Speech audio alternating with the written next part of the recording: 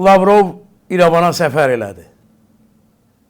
Rusiyanın məqsədi Ermənistanı yenidən çullamaq, yenidən yəhərləmək, yenidən qandallamaq idi. Ermənistanı qərbə inteqrasiyadan dartıb, yenidən Rusiyanın təsir altına, şəmsiyyəsi çətir altına salmaq idi. Və bu məqsədlə İrəvana səfər edən Lavrov gəldi, İrəvanda çox qəribə açıqlamalar verdi. Dedi ki, Rusiya Azərbaycanın ərazi bütövlüyünün Ermənistan tərəfindən tanınmasının əleyhinə idi. Qarabağın Azərbaycanın kontrolünə, təsir altına yenidən qayıtmasının əleyhinə idi. Lavrov açıq-aşkar dedi ki, keçmiş Dağlıq Qarabağ Muxtar Vilayətinin ərazisini Rusiya hər zaman mübahisələndirməkdə hazır idi. Və Rusiya keçmiş Dağlıq Qarabağ Muxtar Vilayətindən kənarda olan 5 rayonun Azərbaycana qaytarılmasının, Kəlbəcərin və Laçının isə Ermənistanın nəzarətində qalmasını istəyirdi.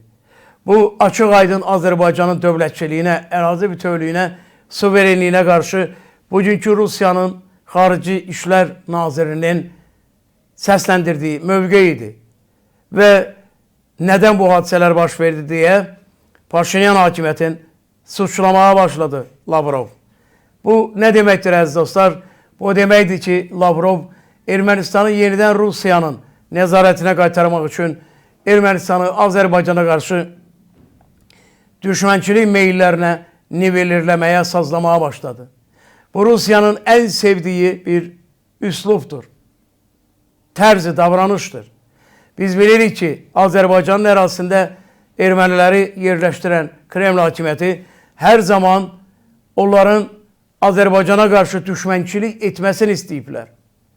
Kreml hakimiyyəti heç zaman Azərbaycanın ərazi bütövlüyünün, suverenliyinin, o ərazilər üstündəki haqqının təmin edilməsini istəməyibdir.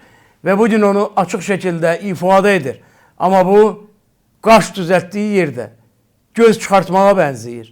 Lavrov istəyirdi ki, Ermənistanı yenidən Rusiyanın nəzarətinə qaytarsın, yenidən Azərbaycanı təkrar olaraq itirdi. Güney Qafqaz itirdi. Azərbaycanda düşünən hər kəs, siyasətdən başı çıxan hər bir kəs bilir ki, Azərbaycanın ərazi bütünlüyü, ərazilər üzərindəki suverenliyin, tarixi torpaqlarının üstündəki hökmranlığın heç bir zaman Rusiya qəbul etməyibdir və bunun üçün də ermənilərdən istifadə edibdir.